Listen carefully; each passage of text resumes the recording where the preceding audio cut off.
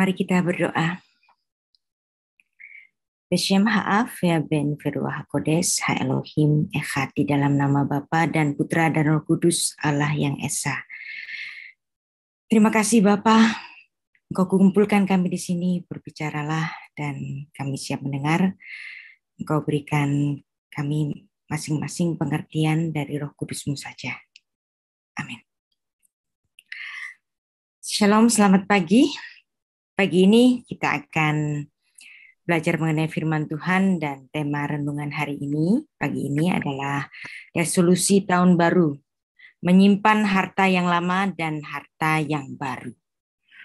Buat semua saudara-saudariku, bapak-bapak, ibu-ibu yang memiliki darah keturunan Chinese, buat yang punya pacar Chinese, buat yang punya suami Chinese, punya istri Chinese, buat semua yang suka Chinese food, buat semua yang menggunakan HP made in China. Ini saya punya iPhone tapi made in China. Buat yang pakai mobil China, buat semua yang menggunakan barang-barang import China, saya mau mengucapkan Kung Si Fa Cai. Selamat bernasib kaya. Jadi artinya Kung Si Fa Cai itu artinya selamat menjadi kaya. Xinian Kuai Le, selamat tahun baru. Nian Nian Yu Yi, tahun-tahun ada sisa, ada lebih. Senti Ciengkang, tubuh sehat. Wan Shi Ru Yi, segala hal sesuai harapan. Di setiap tahun baru, orang-orang Chinese itu mengucapkan Kung Si Fa Cai, selamat menjadi kaya raya. Nah, China atau Tiongkok itu memiliki penduduk yang luar biasa banyak, yang terbanyak bahkan ada 1,6 miliar penduduk. Bayangkan kalau 1,6 miliar penduduk semuanya berkata Kung Si Fa Cai, selamat menjadi kaya raya. Dan ada banyak orang berkata bahwa setiap ucapan itu adalah doa. Jadi doanya orang Chinese itu selamat jadi kaya, dan itu terjadi hari ini. Bahwa Tiongkok adalah negara yang paling kaya untuk hari ini. Cadangan devisa Tiongkok itu mencapai tahun lalu itu kira-kira mencapai 3.218 triliun US dollar. Itu kira-kira setara dengan 50.000 triliun rupiah. Jadi yang tertinggi, yang paling besar. Yang artinya 50.000 triliun rupiah ini sekitar 22 kali lipat lebih besar ketimbang cadangan devisanya milik Indonesia. Bank Indonesia itu melaporkan tahun lalu itu Oktober cadangan devisa kita itu ada 145,5 miliar. Ini termasuk tinggi, tapi nggak ada apa-apanya kalau dibanding dengan cadangan devisanya China. Negara dengan cadangan devisa yang terbesar sejak tahun 2006 sampai tahun ini. Terus melambung tinggi, dan pada 2006 yang lalu itu sudah melampaui negara-negara yang biasanya dulunya itu menduduki cadangan devisa tertinggi, misalnya Jepang. Nah, jadi hari ini Asia itu menjadi pelopor bagi kemajuan dunia. Jadi bukan negara-negara bule lagi. Bukan negara-negara Eropa, bukan Amerika yang dulu dikatakan sebagai negara superpower, sekarang udah kalah. Jadi Asia ini sangat maju. Bahkan dunia hiburan itu sudah dikuasai oleh Korea, K-pop, fashion oleh Korea, teknologi China dan Korea. Jadi Asia itu sudah melampaui kedudukan negara-negara barat sebagai pelopor dari teknologi maupun ilmu pengetahuan. Jadi sekarang bukan era bule lagi, sekarang adalah era Asia. Dan saya juga akan bicara sedikit mengenai apa sih itu kalender Imlek atau kalender lunar atau kalender bulan. Dan sebenarnya kalender lunar milik orang China ini, kalender Imlek itu sebenarnya sudah berganti menjadi lunisolar. Jadi kalender dengan hitungan berdasarkan bulan dan matahari. Kenapa kok sekarang itu bukan murni Imlek, bukan murni lunar? Karena ada tahun kabisatnya. Tahun-tahunnya orang Chinese ini atau tahun Imlek itu mirip dengan kalendernya orang Yahudi. Yang dimana kalender Yahudi itu juga menggunakan hitungan kalender lunar atau kalender bulan. Dan kemudian dikembangkan menjadi kalender lunisolar. Jadi sama-sama dari lunar murni kemudian menjadi kalender lunisolar ya, karena memiliki tahun kabisat atau leap year. Kalau Anda tahu kalender yang murni lunar itu adalah kalender Arab. Kenapa kok bisa begitu? Anda bisa melihat bahwa setiap Idul Fitri itu jatuhnya itu bisa berganti-ganti. Dan sekitar 2 minggu akan mendahului dari Lebaran tahun sebelumnya. Kenapa? Karena kalender Arab itu masih betul-betul murni lunar, bukan lunisolar lagi. Nah, kalender Tionghoa sejak milenium ketiga sebelum Masehi. Nah, pada saat kekuasaan Raja Huangdi. Jadi hampir mirip. Kenapa saya bilang hampir mirip antara kalendernya orang Yahudi dengan orang Chinese di sini? Karena tadinya memang menggunakan kalender lunar kemudian menjadi lunisolar. Nah, kalender Yahudi itu masih menempati kalender yang tertua yang pernah ditemukan. Kalau misalnya kalender China itu baru dikembangkan pada sekitar tahun 2599 sebelum Masehi, kalau kalender Yahudi itu perkiraannya itu tahun 3761 sebelum Masehi. Jadi masih menempati yang tertua. Karena kalender Yahudi ini dimulai dari penciptaan yang oleh Rabbi Yose ben Halafta itu terjadi, penciptaan itu terjadi sekitar tahun 3761 sebelum Masehi. Ini agak sedikit berbeda hitungannya dengan tahun-tahun penciptaan yang oleh seorang rahib Katolik Roma itu yaitu James Asser mengatakan bahwa penciptaan itu pada tahun sekitar tahun 4004 sebelum Masehi. Nah, tapi yang saya lihat di sini bagaimanapun ada kemiripan antara kalender Imlek dengan kalendernya orang Yahudi. Karena sama-sama memiliki leap year. Apa itu leap year? Leap year itu tahun kabisat. Nah, tahunnya orang China, jadi kalender Imlek yang sudah menjadi lunisolar ini ada kabisatnya. Tahunnya orang Yahudi juga ada tahun kabisatnya. Tahun kabisatnya ini terjadi bahwa ada dalam satu tahun itu kan 12 bulan. Nah, tahun kabisatnya itu pada tahun itu memiliki 13 bulan. Jadi ada bulan ke-12 yaitu bulan Adar yang diulang 2 kali. Berarti ada bulan ke-13. Siklusnya itu 7 kali dalam 19 tahun. Nah, tahun kabisat atau leap year ini disebut dengan Shana Meuberet atau tahun hamil. Jadi ada bulan ke-13. Kalender Imlek itu juga memiliki bulan-bulan ke-13. Jadi mirip. Kenapa? Karena memang hitungannya itu hampir mirip.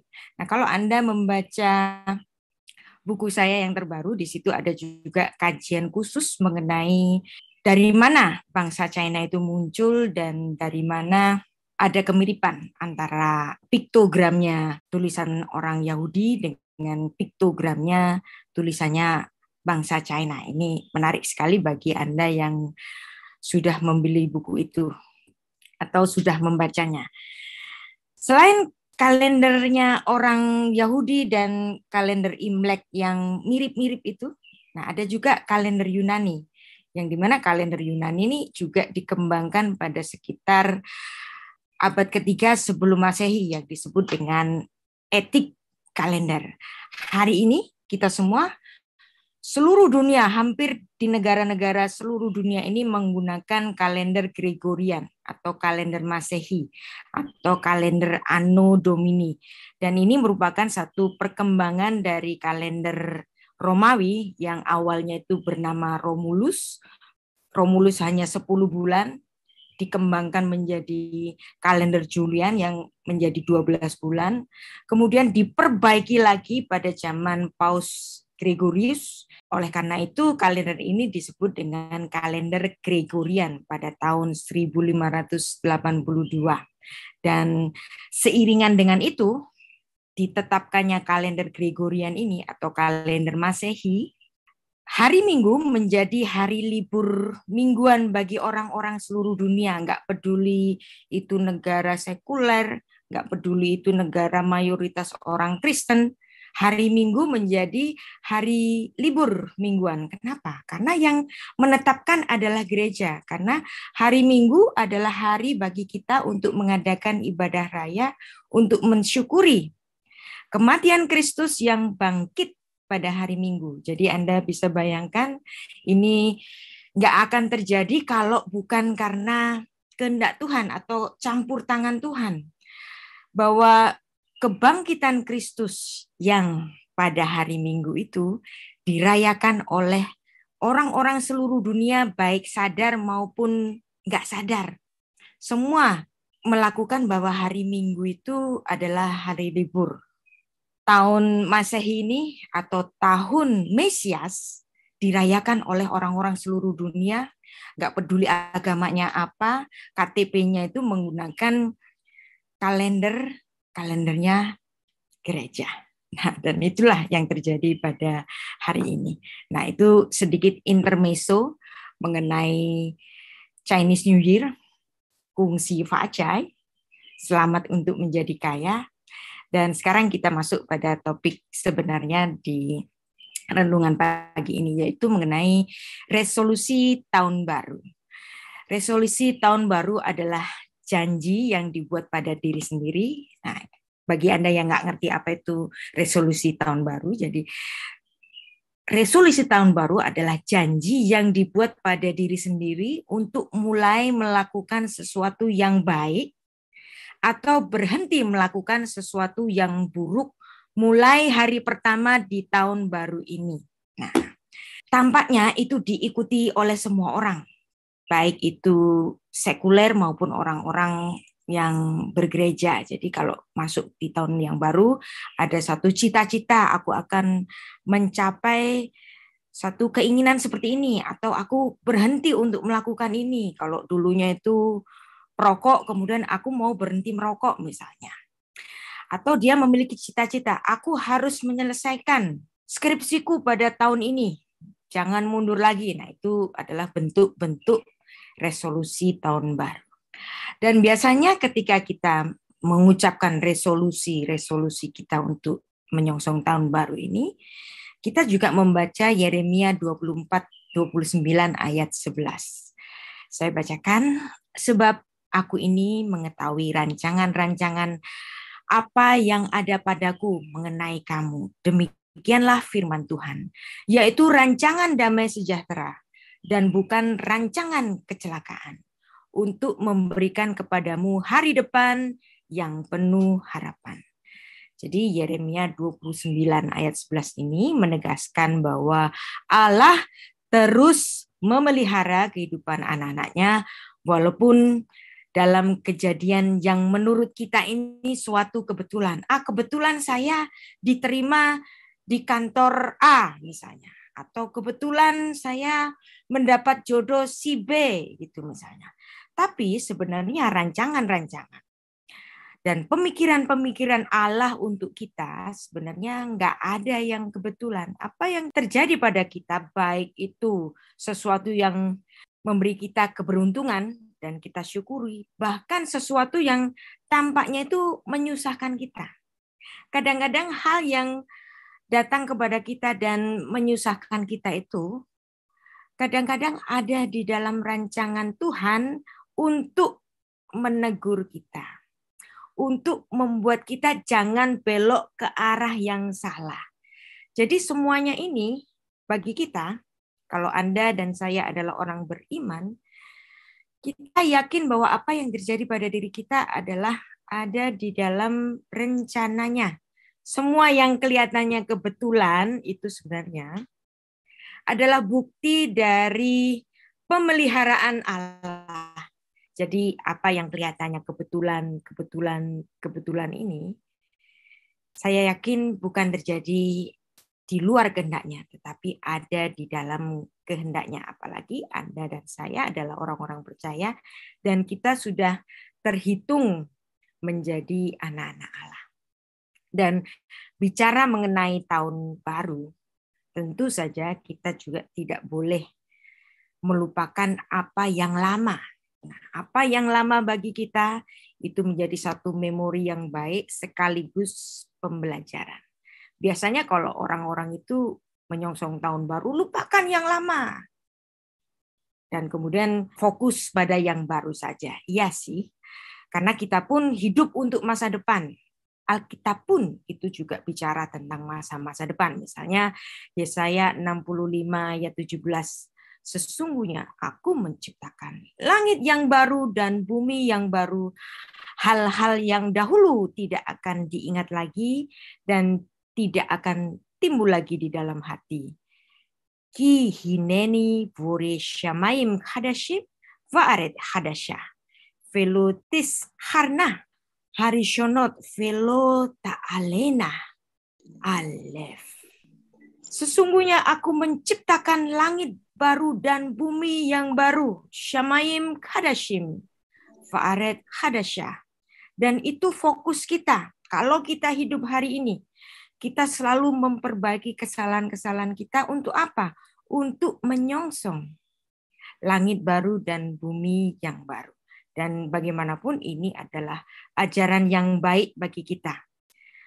Bagaimanapun ini akan menjadi suatu semangat bagi kita untuk menyongsong suatu yang baru. Dan juga dalam Wahyu 21 ayat 5. Ia yang duduk di atas tahta itu berkata, lihatlah, aku menjadikan segala sesuatu baru, firman-Nya. Tuliskanlah karena segala perkataan ini adalah tepat dan benar. Jadi tahun baru selalu berdering dalam resolusi, keputusan atau ketetapan hati pada awal yang baru ini. Dan kita menempatkan itu menjadi suatu cakrawala yang baru. Apapun yang baru, anggur baru, langit dan bumi yang baru, perjanjian baru. Namun setelah semua hal yang baru ini, sebagian orang Kristen itu melepaskan. Pokoknya aku pengen melupakan hal yang lama ini. Namun demikian, Alkitab itu seluruhnya itu berkaitan. Kalau kita bicara mengenai sesuatu yang baru, itu kita pun harus mengingat apapun yang lama itu.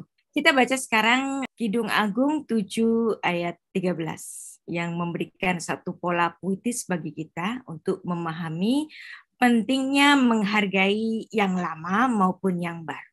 Kitab Kidung Agung itu menceritakan suatu alegori antara kehidupan umat yang menjadi mempelai perempuan bagi Allah yang menjadi suami bagi umatnya. Jadi Kristus adalah sang mempelai laki-laki dan jemaatnya adalah sang mempelai perempuan. Kidung Agung 7 ayat 13 ini adalah suatu ucapan yang diucapkan oleh sang mempelai perempuan kepada kekasihnya. Seperti ini. Semerbak bau dudaim, dekat pintu kita, dan berbagai buah-buahan yang lezat, yang lama dan yang baru saja dipetik. Itu telah kusimpan bagimu kekasihku. Ha dudaim, natnu reyah vel'a petakhenu. Kol megadim hadashim gam yeshanim dodi safanti lah. Semerbak bau buah dudaim. Apa itu buah dudaim? Buah dudaim adalah buah yang dikenal dalam perjanjian lama, yaitu buah yang memberikan bagi pasangan laki-laki dan perempuan itu suatu kegairahan, dan kegairahan itu akan memperindah hubungan percintaan antara laki-laki dan perempuan ini. Sang mempelai perempuan itu menyimpan apa yang sudah mereka jalani bersama di dalam hatinya.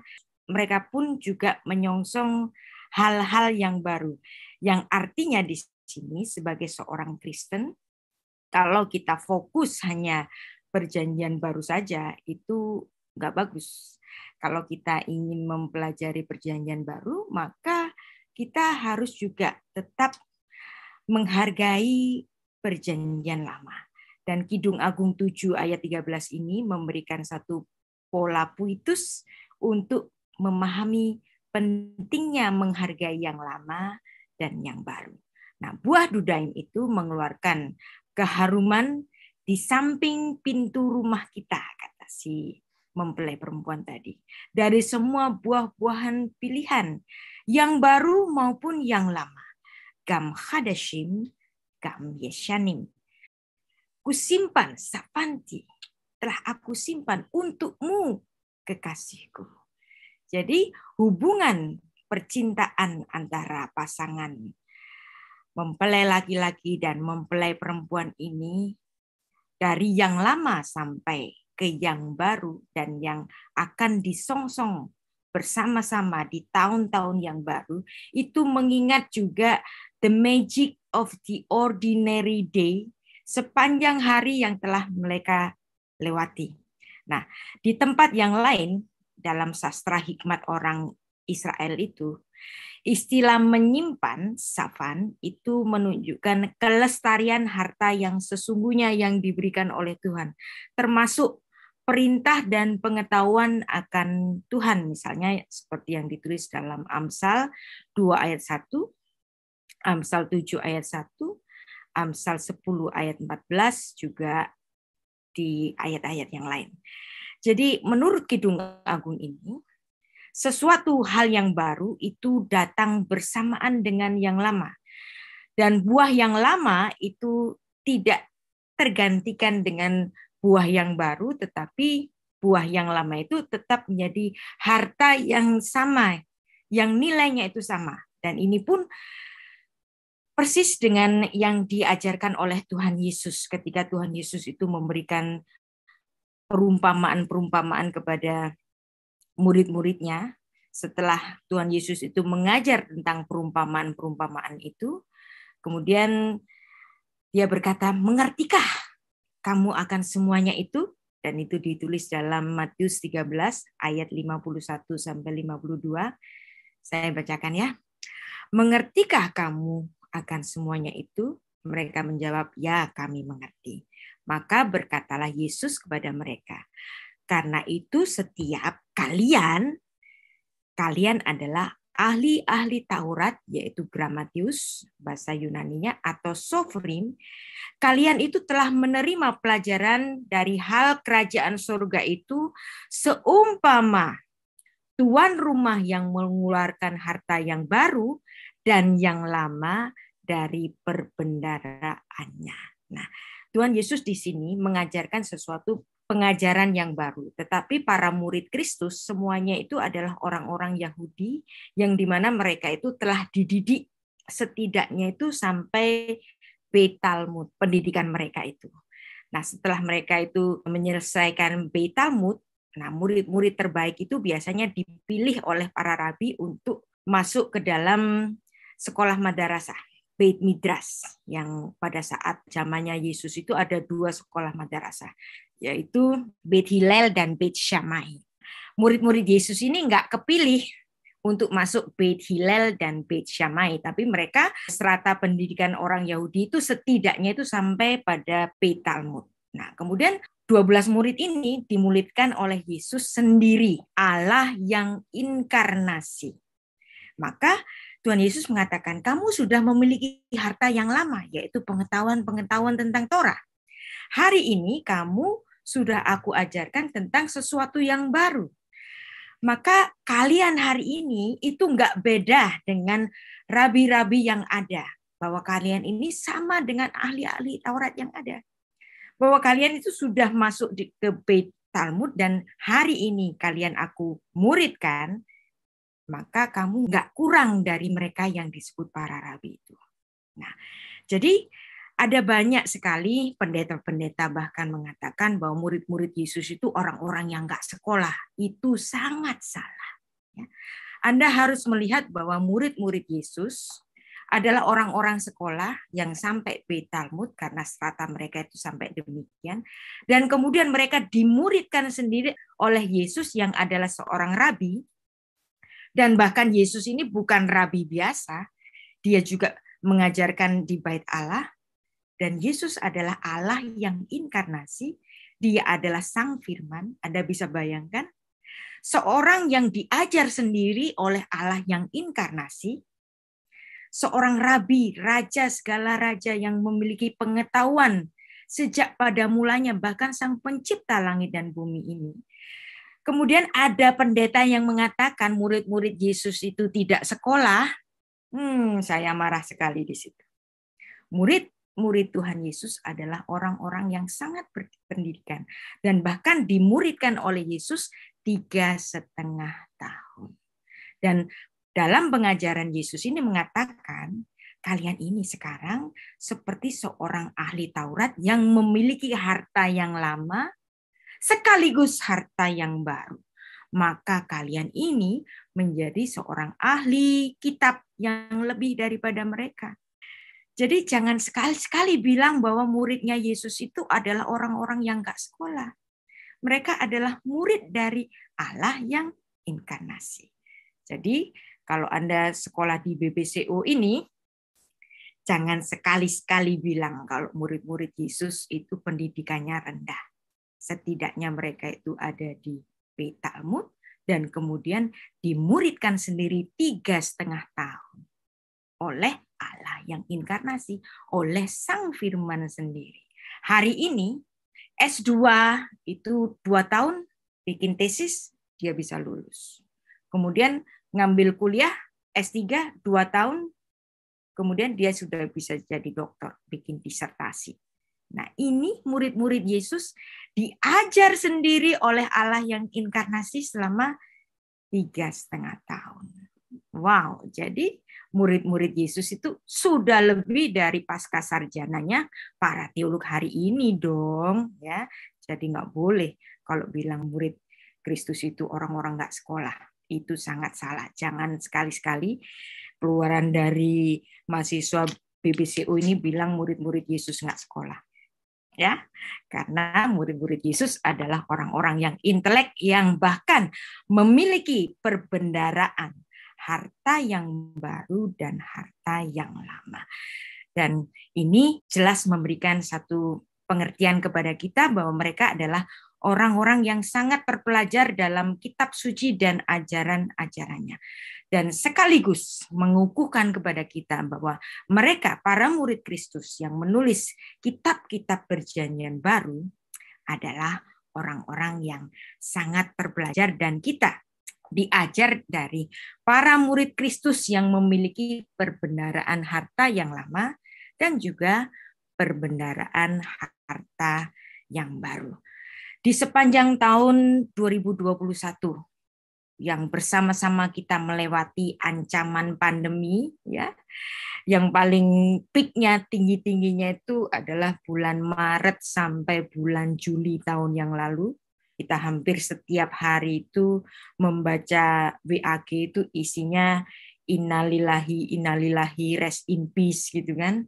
Karena orang-orang yang kita kasih, orang-orang dekat dengan kita harus mengalami kemalangan karena pandemi ini.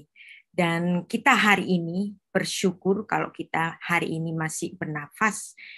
Itu adalah satu nafas kehidupan yang menjadi bukti dari pemeliharaan Tuhan bagi kita hari ini. Kita semua yang bernafas hari ini adalah para survivor virus corona, walaupun masih ada ancaman-ancaman Omikron yang mulai tinggi karena sedikit ada liburan-liburan yang kemarin ini setelah liburan Natal, liburan Tahun Baru, dan liburan-liburan yang lain, sehingga ada orang-orang dekat kita yang terkena virus Omikron, dan sebagian orang juga mulai coba-coba ke luar negeri, dan kemudian menjangkiti tetangganya atau menjangkiti teman-teman dekatnya, bahkan keluarganya, mendapat ancaman dari virus Omikron tadi. Tapi bagaimanapun, karena semuanya sudah ditangani dengan baik oleh pemerintah kita dengan memberikan vaksin kepada hampir seluruh, bukan seluruh, karena masih ada yang menolak, karena ada yang masih takut. Tapi ini sudah memberikan satu dampak yang baik, dan marilah kita semua bersyukur untuk segala hal yang baik dan yang buruk apapun yang telah kita lewati, dan mari kita menyongsong bersama tahun yang baru dengan penuh iman bahwa penyertaan Roh Kudus itu senantiasa bersama kita di sepanjang tahun 2022 ini, yang menurut kalender Imlek ini adalah tahun macan air. Ada yang mengatakan, itu mistik. Nah, tapi sebenarnya kalau kita melihat itu sebenarnya tahun baru Imlek adalah tahun tradisi. Dalam bangsa apapun itu punya tradisi. Nah, kadang-kadang di dalam tradisi ini ada suntikan-suntikan mistiknya masing-masing. Nggak usah ngomong yang Chinese deh, Jawa juga. Bahkan gereja pun ada mistik-mistiknya kok, ya. Ada hamba-hamba Tuhan yang suka mistik-mistik, nubuat-nubuat, tapi sebenarnya nggak terjadi. Seolah-olah memberikan mukjizat kesembuhan, sebenarnya itu hal-hal yang palsu. Jadi dimanapun itu ada mistik. Yang penting bagi kita tahu porsi kita, bahwa kita adalah anak-anak Allah, bahwa kuasa Tuhan ada di dalam kita.